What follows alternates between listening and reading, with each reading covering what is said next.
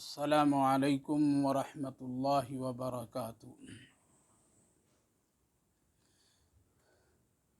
نحمده ونصلي على رسوله الكريم اما بعد فاعوذ باللہ من الشیطان الرجیم بسم اللہ الرحمن الرحیم والتین والزیتون وطور سینین وهذا البلد الأمین لقد خلقنا الإنسان في أحسن تقويم ثم رددناه أسفل سافلين إلا الذين آمنوا وعملوا الصالحات فلهم أجر غير ممنون فما يكذبك بعد بالدين أليس الله بأحكم الحاكمين صدق اللہ العظیم۔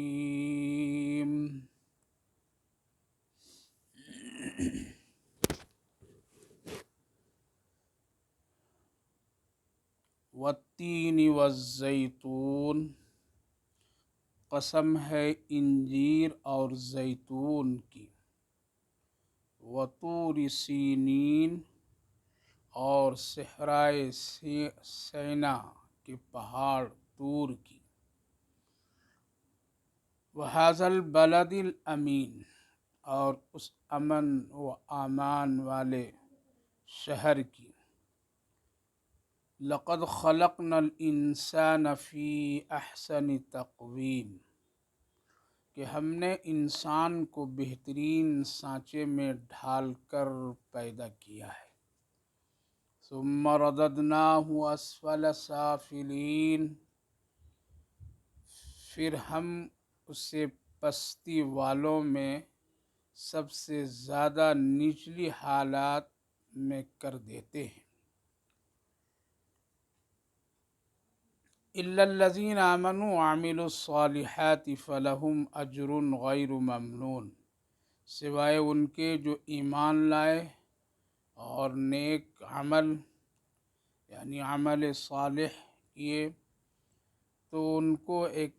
ایسا اجر ملے گا جو کبھی ختم نہیں ہوگا۔ فَمَا يُكَذِّبُكَ بَعْدُ بِالدِّينِ، پھر اے انسان وہ کیا چیز ہے جو تجھے جزا اور سزا کو جھٹلانے پر آمادہ کر رہی ہے۔ الیس اللہ باحکم الحاکمین، کہ اللہ سارے حکمرانوں سے بڑھ کر کے حکمراں نہیں ہے۔ پیارے بھائیوں اور بزرگوں، ماں بہنوں، اللہ رب العالمین کا شکر، اس کا احسان ہے کہ اللہ تعالیٰ نے ہم سب کو قرآن کریم اس بابرکت مجلس میں کئی ہفتوں کے بعد شرکت کی توفیق مرحمت فرمائی ہے۔ اللہ تعالیٰ قبول فرمائے، آخرت کے لیے نجات کا ذریعہ بنائے، سننے اور سمجھنے کی ہم سب کو توفیق کے ساتھ ساتھ عمل کی بھی توفیق نصیب فرمائے۔ اس سے پہلی مجلس جو گزری تھی جس میں سورہ علم نشرح مکمل ہوئی تھی 2 نشستوں میں، اور آج اب الحمدللہ سورۃ التین کے سلسلے میں بات ہوگی۔ جیسا کہ پہلے بھی میں نے عرض کیا تھا کہ کئی ایسی صورتیں آپس میں اتنی ملی جلی ہوئی ہیں، معنوی اعتبار سے بھی اور جو قرآن کریم کا جو ایک خاص طرز ہے اس اعتبار سے بھی، اور خصوصاً نبی کریم علیہ السلام کے سیرت مبارکہ کے سلسلے میں ایک دوسرے سے بہت ہی گہرا ربط ہے چند صورتوں میں. ان میں سے سورۃ الضحیٰ، سورہ الم نشرح اور سورۃ التین سے لے کر کے آخری تک کے جتنی بھی صورتیں آ رہی ہیں تقریباً آپس میں ایک دوسرے سے جڑی ہوئی ہے، معنوی اعتبار سے بھی اور قرآن کے اسلوب اور طرز کے اعتبار سے بھی، اور خصوصاً نبی کریم علیہ السلام کی سیرت مبارکہ کے سلسلے میں بھی. اس لیے سورۃ پاک کا الم نشرح سے گہرا تعلق ہے. اسی طرح علماء مفسرین بتاتے ہیں کہ سورۃ پاک کا ایک ربط سورۃ انا اعطیناک الکوثر یعنی سورۃ الکوثر سے بھی ہے، اور اس سورۃ پاک کا ایک تعلق اور ربط سورۃ العصر سے بھی ہے، اور اس کے ساتھ ساتھ سورۃ البلد سے بھی ہے. تو گویا کہ کئی ایسی صورتیں ہیں جس سے سورۃ 3 کا ایک گہرا ربط ہے. یہ بھی سورت مکۃ المکرمہ میں نازل ہوئی ہے. 8 آیات ہیں، 1 رکوع ہے. اللہ تعالیٰ نے اس سورۃ پاک میں خاص کر اس طرف توجہ دلایا ہے کہ ہم نے انسان کو ایک بہت ہی مقام اور بہت ہی حسین اور خوبصورت سانچوں میں ڈھال کر کے پیدا کیا ہے، اور دوسری مخلوقات میں اس کا ایک خاص مقام عطا کیا ہے. یعنی اخلاقی بلندی، عملی بلندی، فکری بلندی، اور ایک اپنی پوری زندگی کے اعمال کے اعتبار سے انسان کو اللہ نے بہت ہی بلند اور مقام عطا فرمایا ہے. اس کے ساتھ ساتھ اس سورۃ پاک کا جو ایک دوسرا مضمون آ رہا ہے وہ یہ ہے کہ اگر انسان اپنے فعل، اپنے عمل اور اپنے کردار سے اگر وہ نیچے گرتا ہے تو بہت ہی نیچے درجے کو چلا جاتا ہے، اور پھر ایسے طور پر، ایسے حالات میں انسان اپنے آپ کو ان مخلوقات میں شمار کر لیتا ہے جس کا انسان سے کوئی تعلق اور جوڑ نہیں. تو گویا کہ 2 حالات اس میں خاص کر اللہ رب العالمین نے ذکر فرمایا ہے کہ انسان اپنے کردار، اپنے اعمال کے اعتبار سے بہت ہی بلند و بالا ہے. ایسا نہیں ہے کہ انسان بہت ہی خراب ہے، گھٹیا ہے، یا دوسری مخلوقات میں اس کی کوئی عزت نہیں ہے، ایسا نہیں. یا پھر چند انسانوں کی حالات کو دیکھ کر کے سب پر یہ بات نہیں فٹ کی جا سکتی ہے، اور سب پر یہ قانون نہیں لگا دیا جا سکتا ہے کہ چند انسانوں کی خرابی کی وجہ سے سارے انسان خراب ہو گئے. جس طرح سے اللہ رب العالمین نے بہت ساری ایسی چیزوں میں ایک نہ ایک کا درجہ بہت ہی بلند رکھا ہے، اور اس کو اس حیثیت سے اس کا مقام اور اس کی فضیلتیں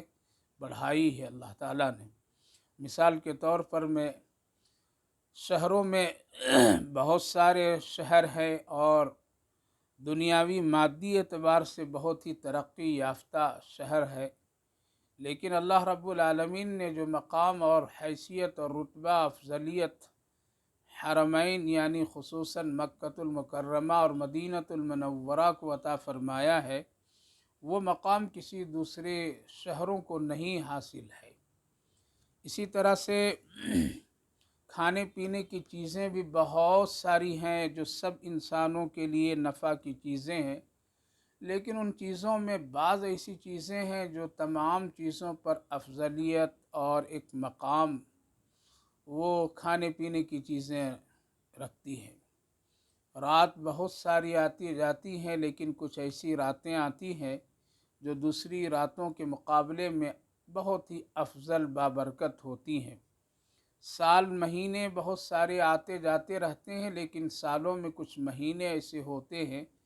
جن میں اللہ نے بہت ہی خوبیاں اور برکتیں رکھ دیا ہے۔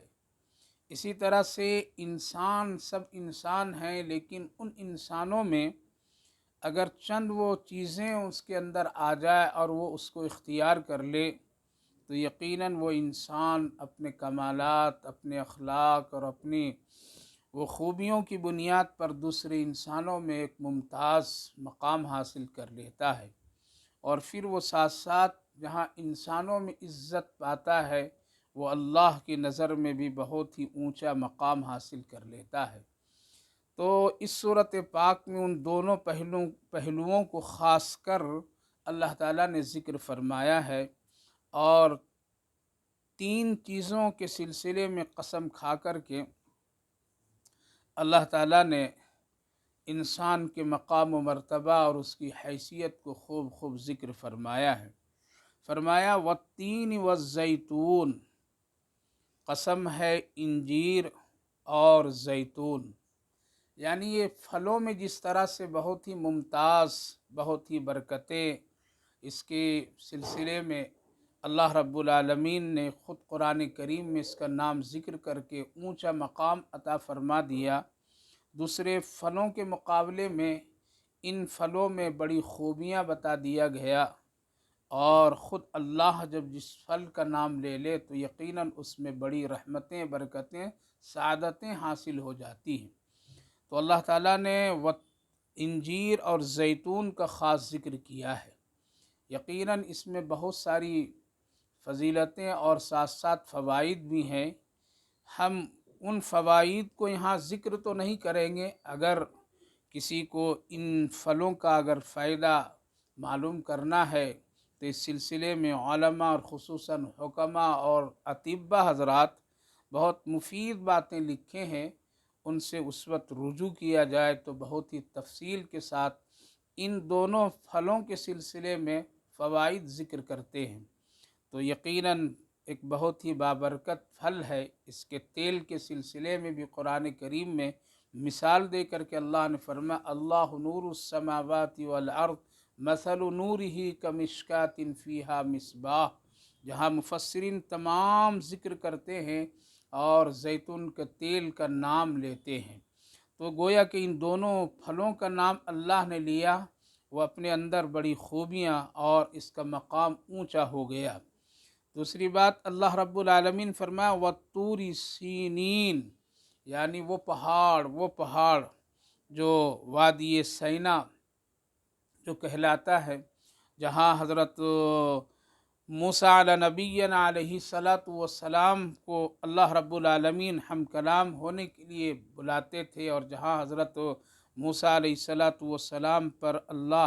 کتاب اتاری تھی، وہ پہاڑ بہت ہی بابرکت پہاڑ ہے، بہت ہی رحمتوں برکتوں والا پہاڑ ہے۔ دنیا میں بہت سارے پہاڑ ہیں، بہت ساری اس میں وادی اعتبار سے اور حسن کے اعتبار سے، ہریالی کے اعتبار سے بہت ہی حسین مناظر ہیں وہاں پر، لیکن اس کے باوجود بھی جو مقام طور پہاڑ کو حاصل ہے وہ دوسرے پہاڑوں کو حاصل نہیں ہے۔ تو اللہ تعالیٰ نے نام لے کر کے ذکر کر دیا اور اس کا مقام اور مرتبہ کو بتا دیا کہ دنیا میں جس طرح سے بہت سارے پہاڑ ہیں، لیکن جو مقام اور جو حیثیت اور جو برکتیں طور میں ہے وہ دوسروں میں نہیں ہے۔ آگے اللہ نے فرمایا وَهَٰذَا الْبَلَدِ الْأَمِينَ، اسی طرح سے وہ امن والا شہر جس میں اللہ نے بہت ہی برکتیں، رحمتیں، امن و سکون رکھا ہے، اس شہر کی بھی قسم اللہ نے کھائی ہے، اور وہ شہر مکۃ المکرمہ ہے۔ یعنی جس طرح سے دنیا میں بہت سارے شہر ہیں جس میں بہت ساری دنیاوی حالات کے اعتبار سے ترقی یافتہ وہ شہر ملک کہلاتے ہیں، لیکن جو مقام اور جو امن اور سکون اور جو برکتیں، رحمتیں مکۃ المکرمہ میں ہے وہ دوسری جگہوں پر اور دوسرے شہروں میں نہیں ہے۔ علماء مفسرین نے خاص کر ان تین جگہوں کے، تین ناموں اور تین چیزوں کے ذکر پر ایک اشارہ بھی بتاتے ہیں کہ در حقیقت یہاں پر 3 نبیوں کا خاص اللہ نے کی طرف اشارہ فرمایا ہے کہ جس طرح سے بہت سارے انبیاء علیہم السلام اس دنیا میں تشریف لائے ہیں، اور جس طرح سے اس دنیا میں مختلف صلاحیتوں کے حامل انسانوں کو اللہ نے پیدا فرمایا ہے، لیکن ان میں سے جو مقام اور حیثیت اور عزت اور مقام اور رتبہ حضرت نبی کریم علیہ السلام کو حاصل ہے،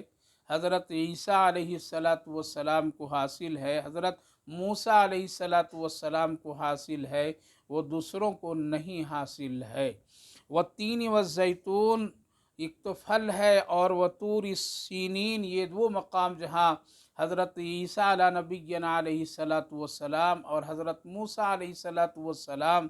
کی وہ جگہ خاص ہے۔ اس لیے اللہ تعالیٰ نے اس طرف اشارہ کیا کہ دیکھو یہاں پر 2 ایسے انبیاء علیہم السلام، اور وہ پورا وادی جو برکتوں کا ہے، جہاں ایک بہت ہی بابرکت پھل تیار ہوتے ہیں، جن کی کھیتیاں اور باغات ہیں، لہٰذا ان دونوں نبیوں کا مقام کیسا ہے۔ اسی طرح سے وحاذ البلد الامین، یعنی وہ شہر مکہ جہاں ہمارے آخری نبی حضرت محمد الرسول اللہ صلی اللہ علیہ وسلم تشریف لائے اور ہم نے ان کو وہاں بھیجا، ان کی آمد کی وجہ سے وہ شہر جہاں پر میں بظاہر دنیاوی اعتبار سے اور مادی اعتبار سے کوئی ایسا خاص ذخیرہ نہیں، لیکن پیارے آقا صلی اللہ علیہ وسلم کی آمد مبارکہ کی بنیاد پر اس شہر میں امن، سکون، سلامتی کا وہ مقام دوسروں کے مقابلے میں ہے جو اور کہیں نہیں ہے۔ تو پتہ یہ چلا کہ حضرت نبی کریم علیہ السلام کی طرف بھی شہر مکہ کا یہ نسبت کر کے آپ صلی اللہ علیہ وسلم کی طرف اشارہ کیا گیا ہے۔ کیا فرمایا اللہ تعالیٰ؟ لَقَدْ خَلَقْنَا الْإِنسَانَ فِي أَحْسَنِ تَقْوِيمٍ، یعنی انسان کو اللہ رب العالمین نے مختلف،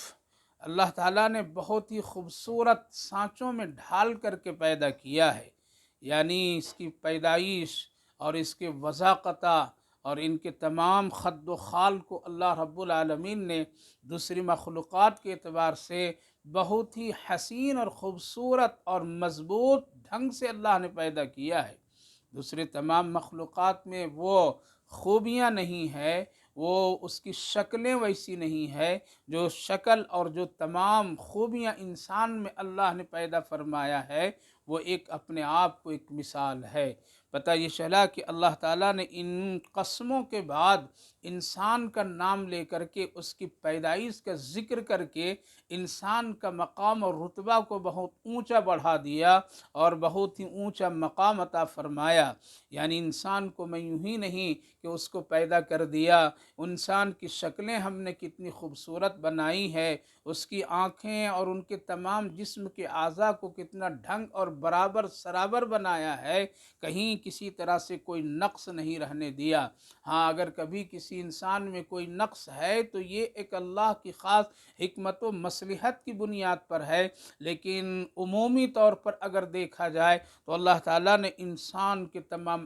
اعضاء، انسان کی تمام حیت و کیفیت کو اتنا برابر سرابر بنایا ہے اور اس قدر اس کے اندر میں حسن اور خوبصورتی عطا فرمایا ہے کہ ایسی چیزیں دوسری مخلوقات میں نہیں پائی جاتی ہے۔ تو اللہ تعالیٰ نے انسان کو اس کی ظاہری اعتبار سے بھی بہت ہی کمالات کے ساتھ پیدا کیا ہے۔ آگے اللہ رب العالمین فرمائے ثم رددناہ اسفل سافلین،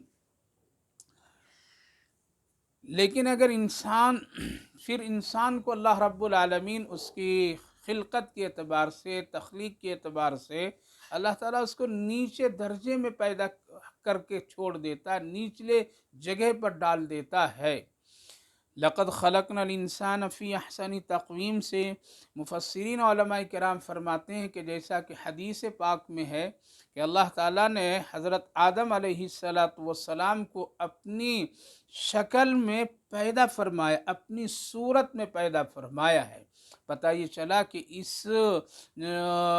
پیدائش کے اعتبار سے جہاں اللہ رب العالمین نے ارشاد فرمایا ہے ان اللہ، کہ اللہ تعالیٰ نے خلق آدم، یعنی آدم علیہ السلام کو جو پیدا کیا ہے اپنی ایک وہ خاص جو شکل اس میں اس کو ڈھال کر کے پیدا کیا ہے۔ ظاہر ہے کہ روح اللہ کے حکم سے اس میں ڈالی جاتی ہے انسان کو پیدائش کے وقت میں، تو گویا کہ پورا وہ اللہ رب العالمین کی قدرت کا خاص کرشمہ اور اللہ رب العالمین کی خاص ایک نشانی ہے انسان، جس کی بنیاد پر میں اس کے اندر میں وہ ساری خوبیاں پیدا ہوتی ہے، اور اخلاق و کردار کے اعتبار سے بہت ہی مقام و بلند تک انسان پہنچ جاتا ہے۔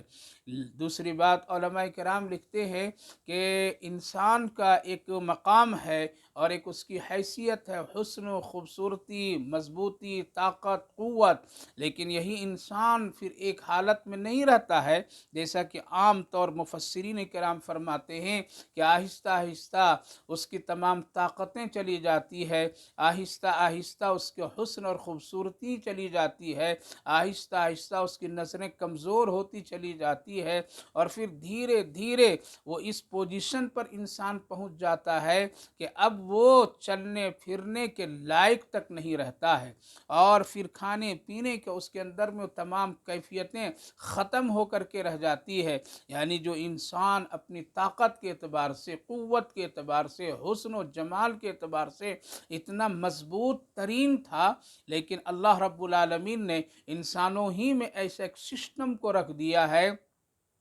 اور پھر اللہ کے حکم سے تدریجاً آہستہ آہستہ انسان گھٹتا چلا جاتا ہے، اور پھر بڑھاپے کی طرف جو پہنچتا ہے تو پھر اس کی حیثیت بالکل ایک نچلے درجے اور نچلے کام کی طرح ہو جاتا ہے، اور پھر اس کا شمار ایک بالکل جس طرح سے اللہ رب العالمین نے جس طرح فرمایا کیا وَمَن نُعَمِّرْهُ نُنَكِّسُهُ فِي الْخَلْقِ أَفَلَا يَعْقِلُونَ، یعنی جس طرح سے ایک بچپنے کی کیفیت پھر دوبارہ اللہ لوٹا کر کے جہاں چلنا پھرنا، بولنا، کھانا پینا،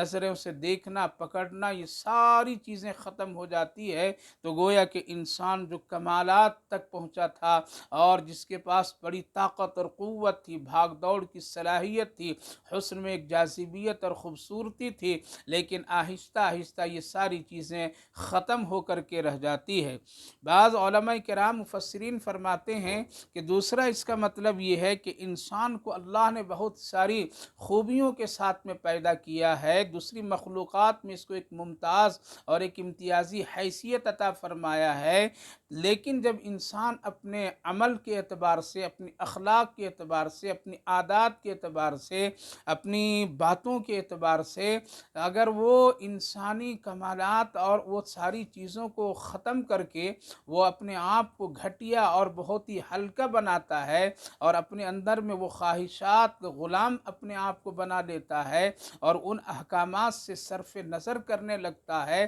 اور پھر وہ ایک آزاد اور ایک بالکل ایک اس طرح سے جس طرح سے ایک جانور پر کسی طرح کی کوئی ذمہ داری نہیں ہے، جہاں چاہا کھایا، جو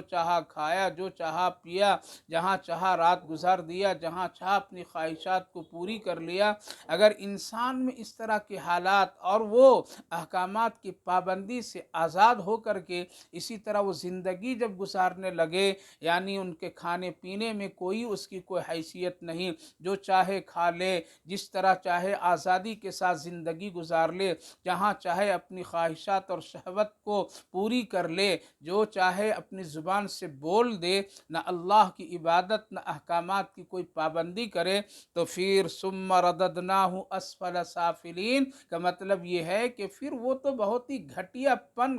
درجے میں پہنچ جاتا ہے، اور پھر اس کے اندر میں وہ صفتیں، وہ ساری خرابیاں آ جاتی ہیں، اور وہ ساری عادتیں آ جاتی ہے جو ایک جانوروں میں وہ عادتیں ہوتی ہے، جیسا کہ اللہ رب العالمین نے قرآن کریم میں دوسرے مقام پر ارشاد فرمایا ہے کہ اولئک کالانعام بل ہم اضل، انسان کو تو ہم نے بہت ہی اونچا مقام، رتبہ اور اس کے زندگی گزارنے کے لیے خوبصورت طریقے ہم نے دیے ہیں، لیکن اگر انسان ان ساری چیزوں کو کو چھوڑ کر کے اپنے نفس کا اور ہوس کا حرص کا غلام بن جاتا ہے، اور پھر اس دنیا میں اپنی مرضی کے ساتھ وہ زندگی گزارنے پر آمادہ ہو جاتا ہے،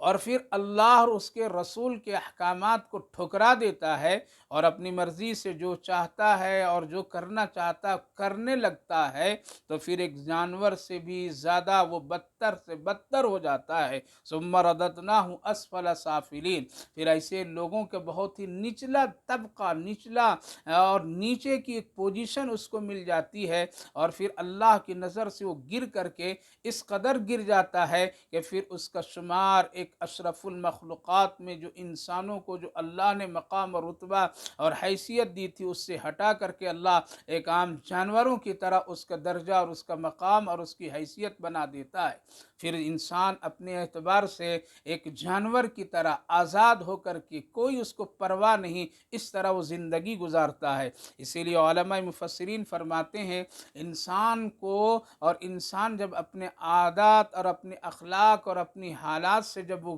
بنتا ہے، تو سب سے پہلے اس کے اندر میں 3-4 چیزیں جانوروں کی منتقل ہو جاتی ہے، اور ویسی اس کی عادتیں آ جاتی ہے، اور پھر ان جانوروں میں زیادہ تر ان جانوروں جس کو اللہ رب العالمین نے جانوروں میں بھی بہت ہی ذلیل ترین جانور قرار دیا ہے، وہ ساری چیزیں اس انسان کے اندر میں بھی پائی جانے لگتی ہے۔ یہاں تک کہ اندرونی حالات، باطنی حالات کے علاوہ پھر کبھی کبھی تو اس کی شکلیں بھی ان جانوروں کی طرح بن جاتی ہیں، اور پھر وہ اسی طرح نظر آنے لگتے ہیں جس طرح سے کہ پہلی کی امتوں میں کچھ ایسے حالات پیش آئیں کہ اللہ رب العالمین نے جب ان لوگوں کو دیکھا کہ وہ احکامات کی پابندی نہیں کرتے ہیں، نبیوں کی باتوں کو ٹھکرا دیتے ہیں، اپنی مرضی پر چلتے ہیں، نفس پرست بن گئے، خواہش پرست بن گئے اور شہوت پرست بن گئے، اور اپنی زندگی اللہ کے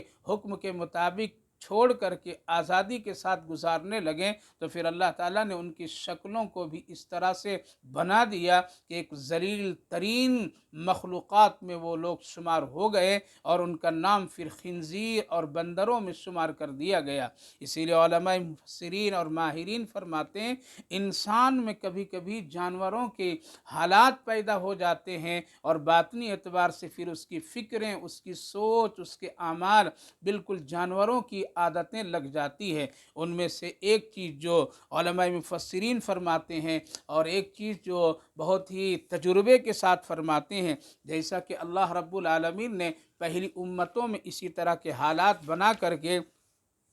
انسان کی شکلیں تک کے بدل کر کے رکھ دیا۔ مثال کے طور پر میں لکھتے ہیں کہ جس انسان کے اندر میں شہوت زیادہ غالب ہو، اور پھر وہ شہوت کا ایسا غلام بن جائے کہ پھر اس کو حلال و حرام کچھ بھی نظر نہ آئے، جہاں چاہے اپنی شہوت خواہشات پوری کرنے لگے، اور پھر اس میں اللہ سے وہ ڈرنا بالکل چھوڑ دے، اور وہ یہ سمجھے کہ یہی سب سے بہتر اور اچھا ہے، اور پھر اپنی شہوت پرستی میں اس قدر اندھا ہو جائے کہ اس کو پھر اپنے آپ میں کسی طرح سے حلال و حرام کی تمیز نہ ہو، اور پھر وہ اپنے طور پر میں اس طرح کھلے عام بے حیائی کے ساتھ اپنی شہوتوں کو پوری کرنے لگے، جس طرح سے جانور کبھی کبھی کسی چیز کی پرواہ کیے بغیر وہ اپنی شہوتوں کو پوری کرتے ہیں۔ تو جب اگر ایک آدمی کے اندر میں اتنا شہوت غالب ہو جائے اور وہ شہوت پرست بن جائے، اس کا غلام بن جائے، تو فرماتے ہیں کہ یہ عادت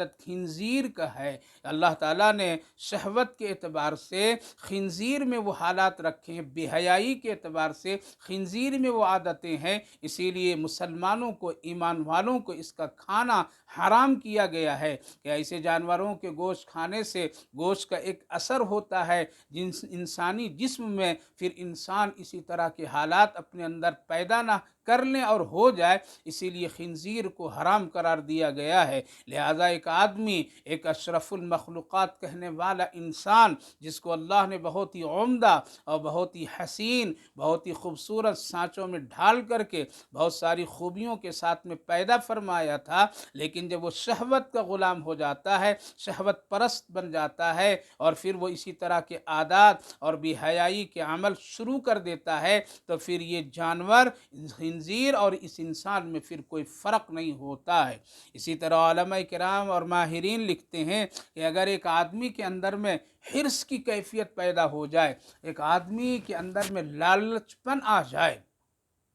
اور وہ حرص میں اتنا اندھا ہو جائے کہ اس کو پوری اور اس کو حاصل کرنے کے لیے حلال و حرام کی وہ تمیز نہ کرے، اللہ کے قانون کا پرواہ نہیں کرے، اور وہ پھر کسی حدود کا خیال نہیں رکھے، بلکہ حرص میں اتنا آگے بڑھتا چلا جائے کہ جہاں جیسے بھی اس کو کوئی چیز حاصل ہو جائے وہ دیکھتا نہیں پھر کہ یہ کیا ہے، کہ یہ حلال ہے یہ حرام ہے، اس کے اندر میں اللہ کا کیا حکم ہے، ہم کو اس کو اختیار کرنا چاہیے یا نہیں کرنا چاہیے، اور پھر وہ حرص اور طمع کا ایسا غلام بن جاتا ہے کہ اس کے پیچھے ساری وہ خوبیوں کو بھلا کر کے اس کو حاصل کرنا، چھین چھپٹ کرنا اور وہاں تک کہ پہنچنے کی وہ ہر ممکن کوشش کرتا ہے۔ ماہرین علماء کرام فرماتے ہیں اگر کسی انسان کے اندر میں یہ کیفیت پیدا ہو جائے، حرص اور طمع کی حالت پیدا ہو جائے، تو پھر اس کا شمار بندروں میں ہوتے ہیں، اور اس کی عادت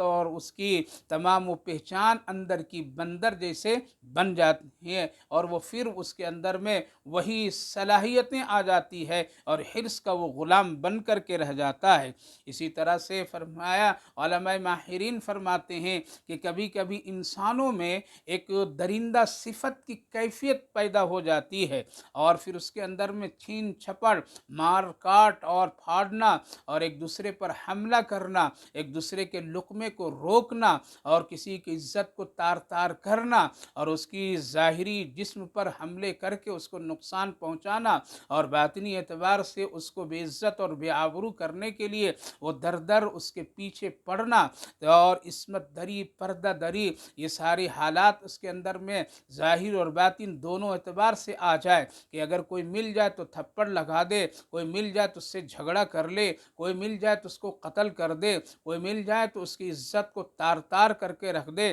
تو اگر ایسی صفت اور ایسی چیزیں اور ایسی عادتیں اگر کسی انسان میں ہو تو پھر علماء مفسرین اور ماہرین کہتے ہیں یہ آدمی ایک درندہ صفت بن جاتا ہے، اور یہ پھر اس کا شمار انہی لوگوں میں اور ایسے ہی جانوروں میں کیا جاتا ہے، اور یہ اللہ کے نزدیک گویا کہ ایک درندہ صفت انسان بن کر کے اپنی زندگی کو گزار رہا ہے، جبکہ ایک مسلمان اور ایمان والے کی پہچان ہے، جیسا کہ رسول کریم علیہ السلام نے ارشاد فرمایا کہ انسان مومن مسلمان وہ ہے کہ جس کے ہاتھ، جس کی زبان اور جس کے تمام اعضاء سے ایک مسلمان بھائی کو سلامتی ملے، وہ ہے ایک مسلمان، وہ ہے ایک مومن، وہ ہے ایک اچھا انسان۔ لیکن ایک آدمی کے اندر درندہ پن آ جائے، چھین چھپٹ کی کیفیت پیدا ہو جائے، دوسروں کو اپنے مقام پر آنے نہیں دے، اپنے لقمے میں وہ شریک نہ ہونے دے، تو جس طرح کتے کے اندر درندہ پن کبھی ہوتا ہے اسی طرح بھیڑیوں میں ہوتا ہے۔ یہ ساری چیزیں، عادتیں ایک انسان جب اپنا لیتا ہے تو گویا کہ انسان اپنے مقام و رتبہ سے گر کر کے ایک ذلیل ترین مخلوق میں شمار ہونے لگتا ہے، جس کو اللہ رب العالمین نے ایسا حسن اور خوبصورتی، اخلاق و کردار کے اعتبار سے بنایا اور پیدا کیا، لیکن ان چیزوں کو وہ حاصل کر کے،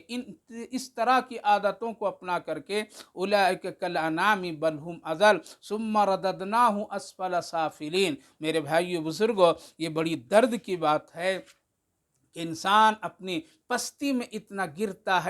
گرتا ہے، اسی لیے کبھی کہتے ہوئے لوگ کہہ دیتے ہیں یہ انسان نہیں یہ درندہ ہے، یہ انسان نہیں یہ تو بندر ہے، یہ انسان نہیں تو اس کے اندر خنزیر کی عادت ہے، یہ انسان نہیں بھیڑیا ہے، یہ انسان نہیں گدھا ہے۔ کیوں؟ حالانکہ انسان کی پوری شکلیں اس میں موجود ہے، اس کا آنکھ ہے، کان ہے، ناک ہے، منہ ہے، زبان ہے، ہاتھ ہے، قد و قامت ہے، ساری چیزیں انسان ہے، لیکن اس کی عادت ایسی بن گئی ہے، اس کے اعمال اندر کے اتنے خراب ہو گئے ہیں جس کی وجہ سے اس کی نسبت بندروں، سوروں، خنزیر اور گدھوں، کتوں اور بھیڑیوں اور دوسرے درندوں کی طرف کر دیا جاتا ہے۔ اس لیے اپنے اندرونی اور اپنی باطنی اخلاق و کردار کو اتنا بلند رکھنا چاہیے انسان کو کہ وہ جس طرح سے اللہ نے ان کو پیدا کیا ہے، ہم سب کو پیدا کیا ہے، اس مقام میں کہیں بھی کوئی ذرا ٹھیس نہیں آنے دینا چاہیے۔ اس لیے بڑی ڈرنے کی بات ہے۔ آج مسلمانوں کے حالات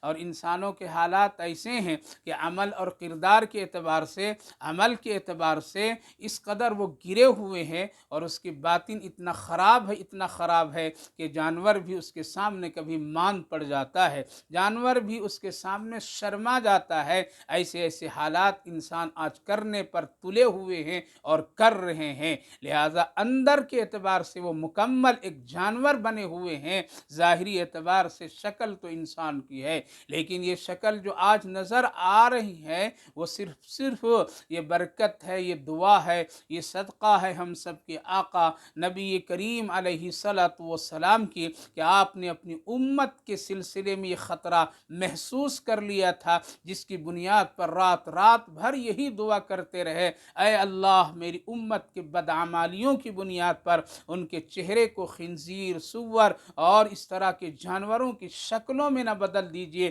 جس طرح سے پہلی امت کے لوگوں کو آپ نے بدل دیا۔ میرے بھائیوں، بزرگوں، ماں بہنوں، اپنی اخلاق، اپنے کردار، اپنے عادات اور اپنے ان خوبیوں کو انسانی اور ایک شریف انسان کی بنائیے جس سے اللہ بھی خوش ہو۔ اللہ نے اسی لیے پیدا فرمایا ہے ہم سب کو بہت ہی حسن اور خوبصورت اور ایک مضبوط کے اعتبار اور بہت ہی ساری خوبیوں کے ساتھ۔ ایسا نہ ہو اپنے اخلاق و کردار حرص، طمع اور لالچی، شہوت پرستی اور خواہشات کا غلام، درندہ صفت اور ایک دوسرے کو مارنا، کاٹنا، جھگڑے تکرار کر کے، جانوروں میں اپنے آپ کو شمار کر کے ثم رددناہ اسفل سافلین کے مستاق نہ بن جائیں۔ لہذا علماء مفسرین نے دو مطلب ذکر کیے ہیں کہ انسان جس طرح سے بہت ہی خوبصورت، طاقت، قد و قامت کے اعتبار سے بڑے حسین اور بہت ہی مضبوط ہے، لیکن ایک وقت آتا ہے کہ اس پر بڑھاپا طاری ہو جاتا ہے اور پھر یہ کسی لائق کا نہیں ہوتا ہے۔ بعض علماء کرام تو بڑی عجیب و غریب بات فرمائے کہ ایک انسان اور ایک جانور میں ایک یہ بھی فرق ہے کہ ایک انسان مر جاتا ہے دنیا سے تو بس اس کا تمام باڈی، اس کی تمام جسم ایک مٹی میں رل مل کر کے رہ جاتا ہے، لیکن جانور بوڑھا ہو جاتا ہے، کمزور ہو جاتا ہے، اس کے باوجود بھی وہ انسان کو فائدہ پہنچاتا ہی رہتا ہے۔ مثلا اس کو ذبح کر کے لوگ کھاتے ہیں، حلال جانور کو، اس کی ہڈیوں کو بھی کام میں لاتے ہیں، اس کے چمڑوں کو بھی کام میں لاتے ہیں، اس کے بال کو بھی کام میں لاتے ہیں، اس کے کھر کو اور سینگوں کو بھی کام میں لاتے ہیں۔ تو گویا کہ ایک جانور اپنے بڑھاپے اور اپنی موت کے بعد میں بھی، مرنے کے بعد میں بھی ایک انسان کے لیے نفع کا ذریعہ بن جاتا ہے، اور تھوڑی دیر کے لیے اللہ کے اس بہترین مخلوق کے لیے اور بہترین انسانوں کے لیے ایک ذریعہ معاش بھی بنتا ہے، اور ساتھ ساتھ اس کو نفع اور فائدہ پہنچاتا ہے۔ لیکن انسان جب اس دنیا سے مر کر کے جاتا ہے تو اس کے پاس میں اس کے جسم کی کوئی چیز دوسروں کے لیے بظاہر نفع کی چیز نہیں بنتی ہے۔ ہاں، نفع کی چیز کیا بنتی ہے اور نفع کیا ہے، اور انسان کو مرنے کے بعد ایک دوسرے کو نفع کس طرح سے ایک دوسرے کو پہنچایا جاتا ہے، اللہ تعالیٰ نے آگے کی آیت الا الذین آمنوا وعملوا الصالحات سے ذکر فرمایا ہے۔ انشاءاللہ اس پر ہم اگلی تفسیر کی مجلس میں روشنی ڈالوں گا کہ انسان اب دنیا سے چلا جاتا ہے تو ایک دوسرے انسان کے لیے نفع کس طرح بن کر کے جاتا ہے، کیا کیا چیزیں ایسی وہ کرتا ہے جس کی وجہ سے آنے والی نسلوں کے لیے، آنے والے انسانوں کے لیے، آنے والے لوگوں کے لیے اس کا طریقہ، اس کے عمل بہترین اور نفع بخش ہوتے ہیں۔ آخر وہ کون سی چیز ہے، انشاءاللہ اگلی تفسیر کی مجلس میں ذکر کروں گا۔ خلاصہ یہ ہے، اللہ رب العالمین نے انسان کو بہت ہی عمدہ اور ان انسانوں میں سب سے زیادہ اعلیٰ مقام انبیاء علیہم الصلاۃ والسلام، اور ان میں سے حضرت موسیٰ، حضرت عیسیٰ اور ہم سب کے آقا نبی کریم علیہ الصلاۃ والسلام کو ایک بہت ہی بڑا اونچا مقام اور افضلیت عطا فرمایا ہے، اور ان لوگوں کی ان شہروں میں ان مقام کو بھی اللہ نے دوسری جگہوں کے مقابلے میں بہت ہی اونچا مقام عطا فرمایا ہے۔ پتہ چلا تعالیٰ کہ انسان جہاں بھی ہو اپنی خوبیوں کے ساتھ اگر ہو تو اس کی جگہ بھی اچھی بنتی ہے، اچھی کہلاتی ہے، اور جہاں وہ جیتا ہے وہاں کے مقام اور وہاں کے آب و ہوا بھی اس کے لیے بہترین بن کر کے دوسروں کے لیے نفع کی چیز بن جاتی ہے۔ اللہ ہم کو اور آپ کو بھی اسی طرح سے ایک دوسرے کے لیے نفع کا ذریعہ بنائے، اور جس خوبی کے ساتھ اللہ نے پیدا کیا ہے ان خوبیوں کے ساتھ زندگی گزارنے کی ہم سب کو توفیق نصیب فرمائے۔ حرص سے، ہوس سے، شہوت پرستی سے، درندہ صفت سے، ان تمام برائیوں سے اللہ ہم سب کو اور پوری امت کی حفاظت فرمائے، آمین یا رب العالمین۔